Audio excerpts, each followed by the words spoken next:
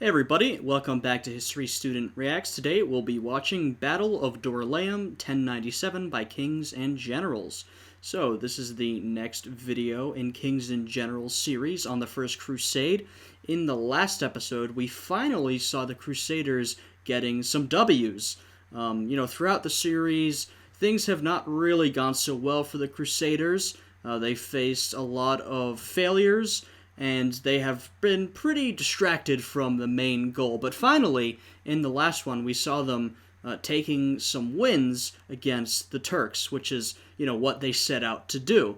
So this is going to be a continuation of that. I'm interested to see if the Crusaders continue to win and succeed, or maybe they'll hit a bit of a speed bump once they get deeper into Muslim territory. If you guys end up enjoying this video, I'd appreciate it if you would check out my Patreon, which is linked down below. And without any further ado, let's jump into this reaction.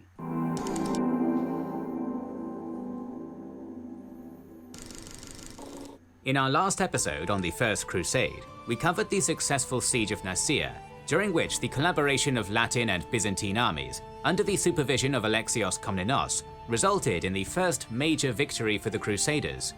Right, and even though Nicaea is still pretty far away from the Levant, which is where the Crusaders are heading, Nicaea is also a very important city for Christianity. A very important council for Christianity was held there.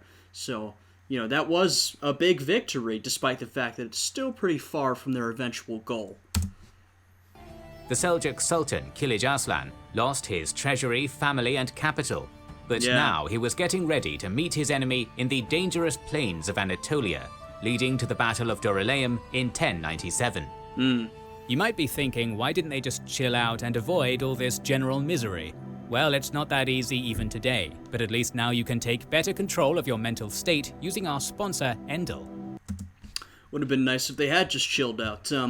Alright, so you guys know the deal. Go and check out this video by Kings and Generals. I will link it down below. Go give them a like, subscribe to their channel, and please check out their sponsor, which they will have linked in the description of their video. Basically, go show them some support and love for making such fantastic videos. For the first 100 people to use our link in the description, you will get a free week of audio experiences with Endel, so check it out now. Very nice. Despite the fact that the Crusaders showed their martial prowess and personal courage during the siege of Nicaea, in the end it was cunning Byzantine diplomacy that won the day. The sack of the ancient city was prevented, the prisoners from the People's Crusade liberated. That's true, and, at this point it's worth sort of reminiscing on the difference in goals between the Crusaders and the Byzantine Empire. Now, theoretically, the Crusaders have showed up to help Byzantium reclaim its lost territory. In reality, many of these Crusaders are looking for personal glory and to gain land for themselves. Alexios Komnenos, the emperor of the Byzantine Empire, has tried to prevent them from taking territory from themselves, but of course they still want to.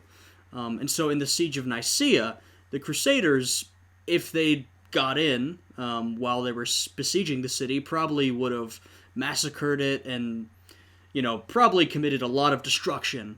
Instead of that happening, Alexios Komnenos organized, a sneaky maneuver where he could take the city without the Crusaders knowing. Because this is former Byzantine territory. Right now it's in the hands of their enemies, but, not that long ago, this was territory of the empire. So, the Byzantines don't want to destroy their former cities or kill, their citizens, their former citizens. They want to reclaim them. So we're kind of seeing these diverging goals emerge at the moment. But the Romans now had to ensure the cohesion of their Latin mercenaries and prevent them from slaughtering the Turkish garrison. The Seljuk defenders were secretly ferried off to Pelicanum, where they met up with the emperor, who gave out gifts to everyone, with additional rewards for those who wished to defect to his side. See, the Crusaders have just come to fight and claim territory. Alexios still has to play politics, as you can see here. Alexios spent a fortune ensuring that the interests of the Crusaders aligned with his own. But he simultaneously was sending out a strong message to the Turks, that the Byzantines had little to do with the savage Franks, and that anyone who willingly surrendered to him would not only be spared, but generously rewarded. Smart. As for the Crusaders themselves, their leaders were given gold, jewels, silk cloaks, and horses, while wagons filled with bronze coins were distributed to the infantry and commoners. Despite that, tensions began to rise as the Latins became more suspicious of their generous host. Some were offended by the disparity in the rewards, while others were offended that rewards were given out in the first place, as this was supposed to be a religious movement motivated by faith, not possessions. And yet the biggest complaint came from the fact that only small groups were allowed in Nicaea to observe and pray in its churches. Yeah, so, technically, Alexios is supposed to be in charge of this whole thing, but as you can see, he is surrounded and outnumbered by the Crusaders, so he does not want to piss them off too much, or he risks them turning on him. So as we can see, he tries to placate them with gifts and money and titles, which so far has worked pretty well for him. Alexios is pretty good at that sort of diplomacy. He can snake his way around, getting people onto his side when he needs them. But, he's still walking a very fine line, and he risks angering the Crusaders and putting himself into a really bad situation. But then again, he was already in a bad situation before they arrived, so, it's difficulties from every angle, basically. Before they could depart, Alexios seized his opportunity to address the only major leader who didn't swear an oath to him, Bohemond's nephew, Tancred. The Norman once again refused, and demanded for Alexios to accompany the Crusaders to their next target, and to receive a royal tent identical to that of the Emperor, proclaiming, "If you wish to dominate, then you must strive to serve." A brawl broke out, but eventually calmer minds prevailed, and Tancred swore the oath, kissed the Emperor's hand, and received no gifts. Upon departure, he stared at Alexios and said, "I deem you worthy of being my enemy and not a friend." Okay, yeah, there's clearly a lot of tension there. Regardless of what oaths had been said, they've got beef. Yeah, that's. But once again, there's a lot of tension between Alexios and most, if not all, of the Crusaders. The council convened, and the Byzantines laid out a master plan to take over Anatolia. The next major target was naturally Antioch, but there were many smaller fortresses scattered throughout the harsh environment of the region that needed to be secured. Alexios put the imperial army and navy under the command of his brother-in-law, John Ducas, who was tasked with the recovery of the coastal provinces. Seljuk Bey, who ruled from Smyrna semi-independently from the Sultanate of Rum, still posed a significant threat with his navy, and would prevent any supplies reaching the Crusaders once they made it to Antioch. And while some Latins must have felt abandoned by the emperor, it made no sense for him to join the already giant host, only adding to the logistical issues. Not to mention the risks of Cuman invasions, rebellious generals, or death of the emperor. What if the new ruler wasn't so cooperative with the Crusaders? Once again, the Franks were to be escorted by the trusted general Tatikios, who was extremely loyal to Alexios, and as a Turk himself, he knew exactly what the steppe riders were capable of. Before departing, Alexios gave them plenty of supplies, as well as precious insight, advising them to send envoys to the Fatimid Caliphate and make an alliance with common enemies. I wonder if that's going to happen. But as we can see here, though the Crusaders are providing most of the manpower, I mean, this is why Alexios called them in the first place, he needs manpower, the Byzantines are really providing the logistics. Without them, this operation would not be possible, or would be 10 times more difficult. We've already seen how Byzantine supply and communication lines and intel have really assisted the Crusaders' efforts. So, despite the fact that the Crusaders have been called in to help and provide manpower in order to fight the enemies of the empire. The Byzantines are doing a lot of work here, particularly logistically. And so, 10 days after Nicaea was taken, June 26, 1097, the Crusaders formed a massive column and set off. One of the leaders, Stephen of Blois, wrote back home to his wife, "I say to you, sweetheart, that from Nicaea we will arrive at Jerusalem in 5 weeks, provided that Antioch does not slow us down." Little did he know, the Franks would venture in the mountainous lands in the midst of the summer heat to face an enemy that vanquished tens of thousands of Romans. To reduce the load on the logistics, the coalition army split in two, with the first force moving ahead with Tatikios and Bohemond. The two imperial agents at the front, accompanied by the contingents of Tancred, Robert of Flanders, and Robert of Normandy, while Godfrey, Baldwin, Stephen, Hugh, and Raymond were 3 days' march behind them. It is very difficult to determine the Crusader force, as there were many non-combatants, many among them women and children. The First Army had around 3,000 knights and 10,000 footmen, which included 2,000 Byzantine infantry, accompanied by at least as many camp followers. The second force was... And I mean, that high number of civilians and camp followers isn't necessarily surprising when we think of this as a religious excursion.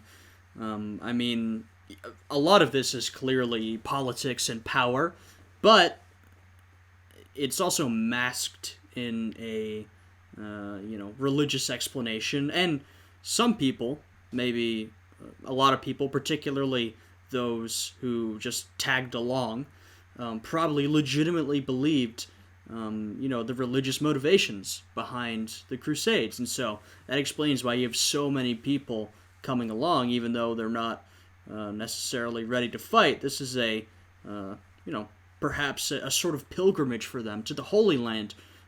They can be a part in some way of retaking the Holy Land from, what they would see as infidels, right? And so that does make sense, even though when we look at it from sort of, a bird's eye view, looking at it from the top down, we see a lot of the politicking and the power plays and less of the genuine religious motivation. Was at least twice as large, totaling around 4,500 mounted warriors and 20,000 infantry, with just as many non-combatants. Riders were constantly galloping between the two halves, ensuring a steady flow of information about the route they were taking. Good. And while the vast column crawled towards the crucial site of Dorylaeum, the Seljuks observed their every move from the hilltops. The Seljuk Turks were not alone, as Kilij Arslan managed to convince his rival, the Turkic Danishmends, to put their differences aside and combine their armies for a total force between 10 and 15,000 stepped riders. Okay. They were equipped with leather armor and piercing swords. I mean, considering, this is a force of horsemen, talented horsemen who the Byzantines have had a lot of trouble with in the past, that is a substantial force. That is enough to cause the Crusaders a lot of problems. But the greatest tool in their arsenal was the recurve bow, with an effective range of 50 to 60 meters. Combined with their expert riding ability and knowledge of the terrain, this was the deadly combination that crushed the Byzantines in Manzikert, back when Romanos also decided to split his army in two halves. We could be seeing a repeat of history. The Crusaders are now trying to do basically exactly what the Byzantines had failed to do. Will they succeed, or will they be crushed by the Turks? It is important to note that unlike many other nomadic peoples, the Seljuk Turks of Anatolia were stripped of a massive advantage due to the nature of the terrain. Despite controlling the region for over a decade, they couldn't raise enough horses to provide each of their riders with half a dozen remounts, meaning that they had to sacrifice in either speed or endurance. In the afternoon of the 30th of June, a few Seljuk scouts were spotted, and the Crusader Vanguard made camp and sent a messenger to the Second Army, informing them to be on high alert, before continuing their march the next morning, imagining themselves as a Roman legion.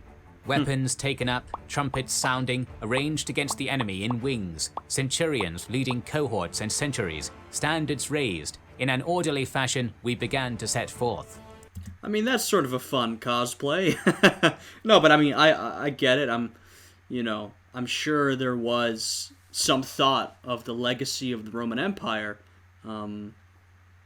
It's interesting because, of course, the Byzantines, the Eastern Roman Empire, claimed to, be the Roman Empire, right? They were a claimant to that legacy, and, the legitimate claimant, I would say.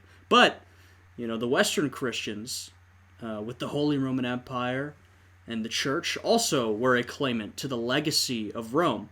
I would say a less legitimate claimant, but there's clearly still something there. And regardless of how legitimate their claims to the Roman legacy are, clearly everybody is thinking about it, is inspired by it, is motivated by it, and sort of seeks to emulate the Romans of old, particularly the Christian Romans, of course. After crossing a small river, the army entered the junction of two valleys, 45 kilometers from Dorylaeum. The open plain was wide enough for the Seljuk maneuvers, but also allowed them to catch the Crusaders by surprise. They couldn't have picked a better spot for an ambush. Ooh. As soon as the Seljuk force was seen, Bohemond ordered a camp to be constructed by the infantry, picking a spot close to the river, hoping that the marshy ground would give them protection on one flank. In order to buy them some time, he and Robert of Normandy gathered the entire cavalry force of 3,000 knights and charged at Kilij Arslan. I mean, that is a brave charge. They are gravely outnumbered.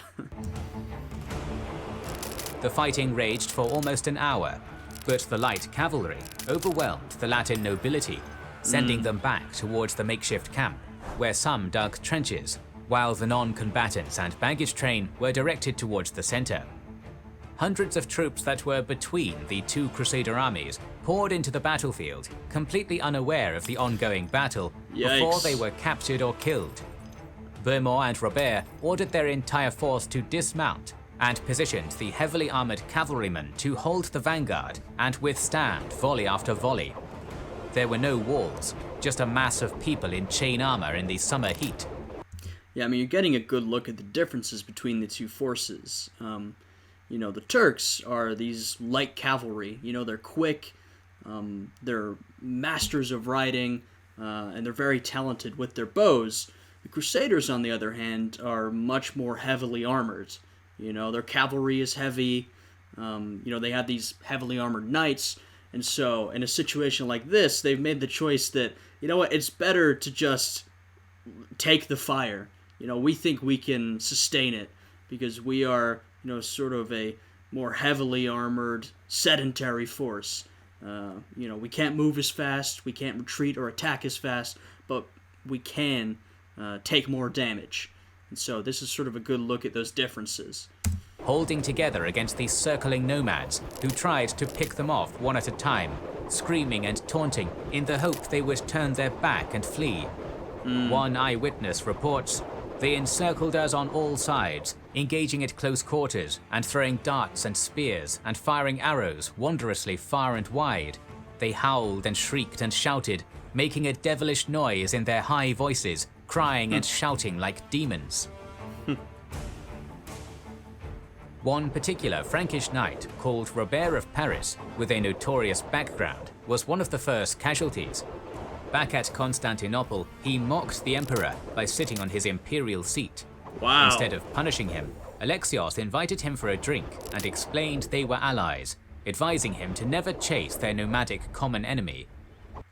Alexios always trying to be diplomatic, even in the face of some pretty blatant disrespect from the Crusaders. Overcome by anger, the knight threw himself at the Seljuks after multiple civilians were shot around him. Within moments, his movement was slowed by arrows piercing his armor. Soon he was slashed by a blade in full sight of the rest of the knights. Seems like a fair end to his story. Who continued to hold their shields up. Bohemond and Robert were now screaming, ordering their men to hold the line, fully aware that if the lines broke, there would be nowhere to run. At first, women constantly supplied the soldiers with buckets of water from the river, but as the hours dragged on, they also had the role of dragging the dead away from the front. Jeez. Both duties were essential to the survival of everyone inside the camp, but with each passing moment, hope was fading. People and animals... I mean, this is a total disaster. If this keeps up, the Crusaders are, they're going to be decimated. They're going to be destroyed. At least this force of Crusaders. Obviously, there's another one behind them, though I don't know. They seem pretty far behind. I'm not sure if what's going to happen, if they're going to, something is going to have to happen for them to get out of this, because this is going absolutely disastrously at the moment. Animals alike were crying out, while priests were praying for salvation, when suddenly Kilij Arslan gave the order to attack the camp from every direction, both on horse and on foot. Brutal hand-to-hand combat ensued, with many casualties, including Tancred's brother William. Charge after charge failed to break the Normans, but then suddenly a detachment appeared from the marsh and entered the camp, killing anyone in their path. Uh-oh. A band of knights quickly rushed to close the gap and push them back. Yeah, I mean, the Crusaders are in a terrible position, but, going back to sort of the comparison between the two forces, I would imagine the Crusaders probably have an advantage in terms of hand-to-hand combat, given that, they've got these knights that are so heavily armored. They're, presumably much more prepared to stand their ground and fight in a melee like this. But the Christians were at the brink. It was then a group of cavalrymen appeared on the horizon. It had now been 5 hours since the first clash between the two armies. Jesus. But after receiving word of the attack, Godfrey of Bouillon arrived at noon Godfrey made it quickly. alongside 50 knights and bravely charged against the Seljuks, who halted their attack on the camp and turned on the reinforcements. Not long after, Raymond and Hugh joined the fight, and while Kilij Arslan still had the numerical advantage, the lack of remounts and length of the engagement meant that his army was extremely low on both energy and ammunition. I honestly wasn't sure that reinforcements would be able to make it, but now that they have, despite the fact that the Turks still outnumber the Crusaders, now the Crusaders have got fresh cavalry coming in. This battle's been going on for hours. This, if I was there, this would seem like a godsend to me. I'd feel like my prayers had been answered if I was one of those Crusaders who was fighting in that desperate melee. At this point, Tatikios and Beaumont switched from a defensive stance to an offensive one, and as the Crusader cavalry engaged the steppe horsemen for the Battle of Anatolia, another detachment was seen on top of a hill behind the Seljuk line. Bishop Ademar, who used local guides to outflank the enemy, gave a rousing speech. Wow. Good on him. That's a smart move. As Provençal troops charged into the enemy camp, plundering the Sultan's tent, before setting it all on fire and advancing on the enemy. Nice. With enemies on all sides, the Turkic army had no space to execute their masterful maneuvers, and had no choice but to flee. Wow. It's almost hard to believe that the Crusaders even made it out of that alive. That was just a really disastrous situation that they managed to claw their way out of, barely. The formations held, the reinforcements arrived, and this victory sent ripples through the entire Muslim world. Ibn al-Qalanisi, an Arabic writer, noted, "When news was received of the shameful calamity to the cause of Islam, the anxiety of the people became acute, and their fear and alarm increased." Yeah, it's not like this was a tight win for the Crusaders, right? They almost lost this. They just barely won this battle, but it's still a disaster for Kilij Arslan and his forces, because remember, this was a force assembled by him and some of his traditional opponents. They'd come together to fight against the Crusaders. This was a substantial force, and it's just been beaten by a much smaller force of Crusaders. So while this was almost a disaster for the Crusaders, this was absolutely a disaster for the Turks. 3,000 nomads perished in the battle, while the Christians lost 4,000 of their own, who were celebrated as martyrs. Wow. The plunder of the camp resulted in numerous fine weapons, gold coins, jewels, horses and camels, not to mention much needed grain. Nice. Everyone involved played a crucial role, but the man who was celebrated the most was Boemor of Taranto, who rallied his men to stand their ground and fight. It was his courage and leadership that prevented another Manzikert. It didn't take long before supernatural... I mean, obviously, in that instance, the only option was to stand and fight, but, you know, if you're in there, it must be pretty easy for fear to take hold and for you to run. You know, it's not logical, because you'll be cut down instantly, but, you know, people are not thinking logically in that sort of situation. The emotions are high, adrenaline's high. It doesn't take much for people to try and book it and save themselves, so to have a leader willing to stand up, inspire his men, and bravely fight, that is worth a lot in a situation like that. Natural elements were infused into the events.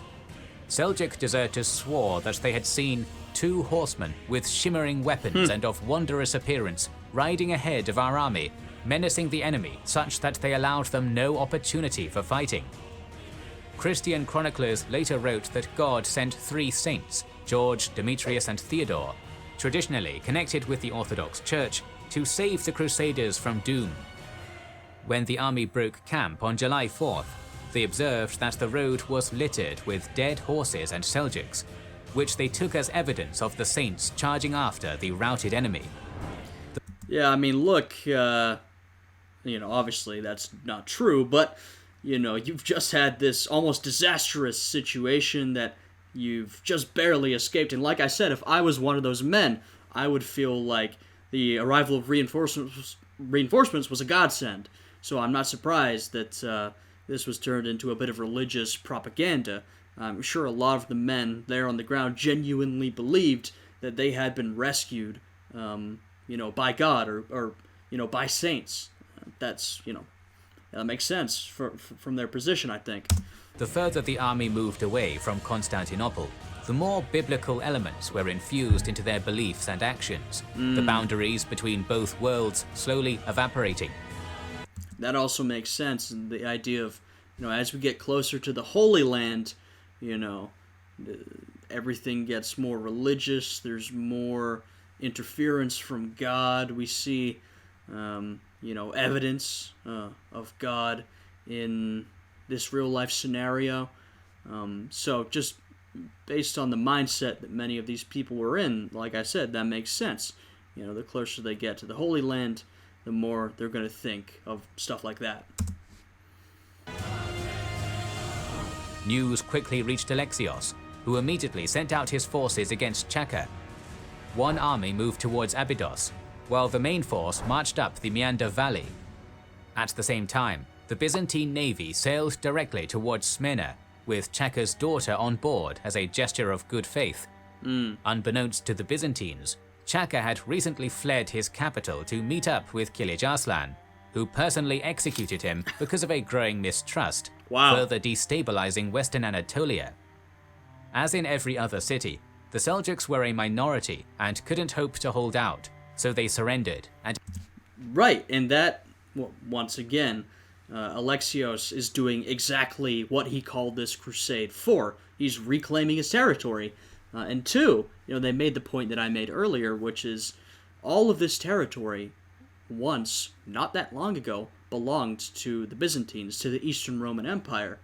Now, a lot of these cities now have Seljuk Turk garrisons, but the residents are all Romans, you know, citizens of the Eastern Roman Empire. And so when Alexios shows up, or when the Byzantines show up, they're probably going to be able to reclaim a lot of these cities without too much of a fight. And now Alexios can focus on that because he has the Crusaders beating back his enemies to the east. You know, this is exactly what he wanted. a new governor was installed. As one of his first decisions, the new governor summoned a local nomad who was accused of a crime. Fearing for his own life, the desperate man grabbed a knife and stabbed the governor, which led to widespread violence as the sailors still stationed in the city massacred the local populace. Ducas had already moved on to his next target, the city of Ephesus, but when news arrived of what had just occurred at Smyrna, the Seljuks rode out and decided to meet the Romans in open battle. Wow. Both sides sustained heavy casualties, but eventually Ducas prevailed and took the city with no resistance. Leaderless, defeated, and surrounded by rebellious citizens, the Seljuks were fully aware of the severity of their situation, and city after city surrendered to Alexios. Sardis and Philadelphia quickly followed, but one particularly interesting case was that of Laodicea, where according to the Alexiad, Ducas accepted the surrender of the garrison and left it in the hands of the deserters. Based on this, we can conclude that he was short on men who could garrison the nearby fortresses, and that some nomads, including noble families, had adopted a sedentary lifestyle and chose to stay in their newfound homes and serve under Alexios. Yeah, I mean, that's interesting. I'd say not entirely surprising. I mean, we've seen Seljuks serving in the Byzantine military before this. Though, the Seljuks and the Romans, their two empires, are opponents fighting each other. Individual Seljuk Turks sometimes go and fight for the Romans, or perhaps they've adapted to the lifestyle. So, I mean, that makes sense.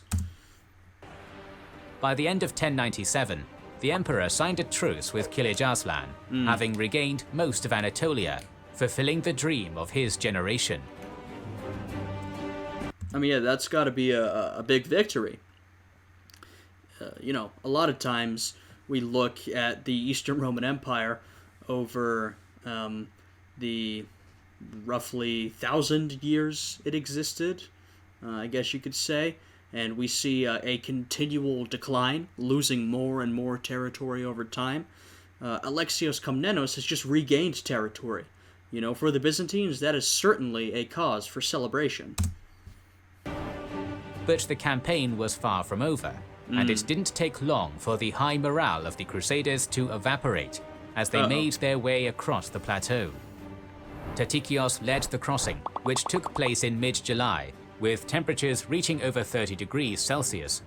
There were no major rivers, and to make matters worse, Kilij Arslan adopted a scorched earth policy, stripping the land of any supplies and burning down useful structures. A week into this tumultuous path, a stream was found, and thousands sprinted towards it. Many drank too much and suffocated, while others were trampled. The first major casualty of this expedition were the horses, a symbol of status and one of the greatest strengths of the Latin army. Western horses were larger than their eastern counterparts and demanded between 30 to 40 liters of water per day. Thousands of pack animals and hunting dogs. Yeah, I mean, the horses are always going to go first in situations like these. And like they said, this would be a massive blow to the Western forces, Their knights, need their horses to act as effectively as possible, but it's also the loss of a status symbol, for these men. The cavalry, riding on this impressive steed, that's their way to show their status, their rank. Without it, they lose a little bit of that. Of course, officially they still have the same status, but, it's no longer as obvious. I'm sure they felt pretty downtrodden having to make their way across this large expanse of land, struggling with supplies and water. Also died, which meant that the pace at which the army could move was further slowed down. Jeez. This was the sacrifice the army had to make, according to the Roman High Command, which decided to take the southern route instead of the usual one through Ankara, without even stopping at Amorium. The risky move tricked the Seljuks into thinking that the army was not heading towards Antioch, and would divert back to the coast at any moment. Coupled with their recent victory, this meant that the Crusaders were unopposed and didn't have to worry about ambushes and hit-and-run tactics. By August, the coalition made it to Antioch in Pisidia and resupplied, but by this point, thousands of soldiers perished. The horses, mules, hunting dogs, and falcons were lost. So they've managed to avoid a battle with Kilij Arslan, but, marching across this land has been a great detriment to their force. They've lost a lot of men at this point, and like almost all their animals. And 2 of the major leaders were on the brink of death. Uh-oh. Rimor was severely ill and didn't expect to recover, while Godfrey was badly mauled by a bear in a recent hunt. Jesus. The next stop was Iconium, a formidable but abandoned fortress, in which the army was warmly welcomed by its Roman population. Of course. At Heraclea, there was finally a hint of resistance, as the Turkic riders set an ambush, but after a short skirmish, they fled the battle. The impact of Dorylaeum was so severe that nobody dared to stand against the knights for long. Fair. Instead of making for Cilicia, the army moved... I mean, that's fair. Like I mentioned, throughout this whole territory, a lot of the civilians are Romans, so they're not going to have any problem with Byzantium reclaiming the territory. And in terms of the Seljuk garrisons, if you've heard about Dorylaeum, you might be thinking, well, Kilij Arslan gathered 15,000 men, and even he couldn't manage to defeat these Crusaders. What chance do we stand? Maybe we give it a shot, we try some hit-and-run tactics, but, it's unsurprising that pretty quickly they'd be like, okay, we'll just let them have the city. We'll go in a different direction. north towards Caesarea, then took a month crossing the Taurus Mountains, where the temperatures would drop severely, testing the constitution of the Franks, who were used to a very different climate. Right. The roads were so steep that many knights decided to sell their weapons and armor. Whether this was a good plan or not, it solidifies the idea that even at this point, the shots were called by Alexios and his generals. As the troops advanced, Tatikios and his men rushed forward and liberated any strongholds, urging the citizens to ready their goods for the oncoming Crusaders and not to stir any trouble. In the absence of Seljuk authority, Roman and Armenian governors shifted their allegiance towards Constantinople, a step which was essential in case the siege of Antioch was prolonged and supplies were needed to support it. Yeah, I'm honestly kind of surprised that the Byzantines have managed to keep such a tight leash on the Crusaders, but at the same time, this is the Byzantines' home territory. They know what they're dealing with. The Crusaders, the whole force is struggling at the moment, so I imagine you would turn to those with expertise, those who are familiar with the territory. But still, I kind of thought the Crusaders might have struck out on their own, seeing how disruptive they've been in the past. But not yet, at least. I'm not sure what will happen in the future. In November 1097, Anselm of Ribemont writes that the army held 200 fortresses and cities, while Stefan of Blois' account mentions 165. It is safe to assume that most of Anatolia was reconquered for the Komnenian dynasty. Nice. In our next video, the Crusaders will reach Antioch, where they would have external and internal enemies as tensions continued to rise. So make sure you are subscribed and have pressed the bell button to see it. All right, fantastic. Like I said earlier, go check out their video, leave a like, check out their sponsor, all that good stuff. So, we leave the Crusaders off here. Of course, this is a continuing series. We'll have to wait for the next episode to come out, but we saw a massive victory for the Crusaders in this one, snatched from the jaws of defeat. A very challenging victory, but an important one. It seems to have really scared the Seljuk Turks. On the other hand, when we ended this, the Crusaders, while advancing pretty far and reconquering lost territory, they're struggling with lack of supplies, lack of water in particular, and just the difficult terrain. So I'd say we saw some wins for the Crusaders last time. Overall, this was a positive episode for the crusading forces, but with a lot of challenges. If you guys enjoyed this video, once again, I'd appreciate it if you check out my Patreon, which is linked down below and has exclusive content. I'd appreciate it if you'd leave a like on this video and subscribe to the channel. I hope all you guys are having a good day today, and I will see you all again next time. Goodbye.